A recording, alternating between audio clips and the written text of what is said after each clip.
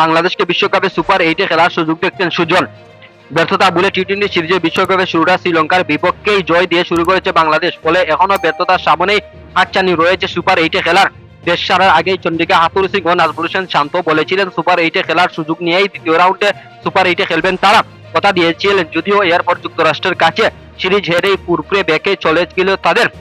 সে অবস্থাতে লঙ্কাদের বিপক্ষে জয় আশাটা জুগাচ্ছে সাবেক অধিনায়ক ও খালেক মাহমুদ সুভজনকেও। গতকাল শনিবার মিরপুরে বিসিবির পরিচালক জয়ী টেবিলের 3 নম্বরে আছি, এখনো 2টা পয়েন্ট নিয়ে আছি, তবে আপনি যদি যতই বলেন না কেন তৃপ্তি হয় নাই, অবশ্যই এর চেয়ে ভালো খেলতে হবে, ভালো আশা করা উচিত আমাদের।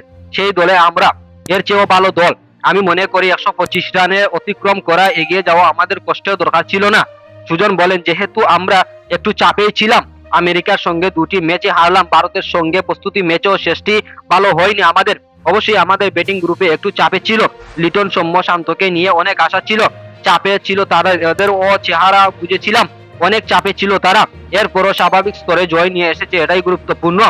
এখানে থেকেই বাংলাদেশকে ঘুরে দাঁড়াতে হবে। সুপার 8-এ খেলার জন্য বিশ্বাস করেন এই সাবেক অধিনায়ক, এখান থেকে ঘুরে দাঁড়ানোর টনিক হিসাবে কাজ করবে। যদিও পরের ম্যাচে সাউথ আফ্রিকার সঙ্গে নিউ ইয়র্কের উইকেটে খেলা হবে, সেখানকার উইকেট আমি খেলেছি এবং সাউথ আফ্রিকার শ্রীলঙ্কার। এদিকে নিউ ইয়র্কের নার্সাউথ বাংলাদেশ প্রস্তুতি ম্যাচ খেলেছিল ভারতের সঙ্গে, জাতীয়রা মোটামুটি ভালোই খেলেছিল, ব্যাটিং করেছিল। নরবরে ছিল নাজমুল হোসেন শান্তর ব্যাটিং ও এছাড়াও পিচের স্বাভাবিক শক্তি ছিল, বেশ ভোগাচ্ছিল বাংলাদেশকে।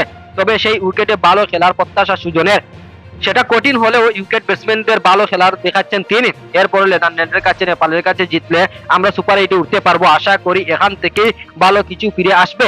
বাকি 3 ম্যাচেই আমাদের ঠিক শেষ করতে হবে ভালোভাবে, সুজনের এই প্রত্যাশা।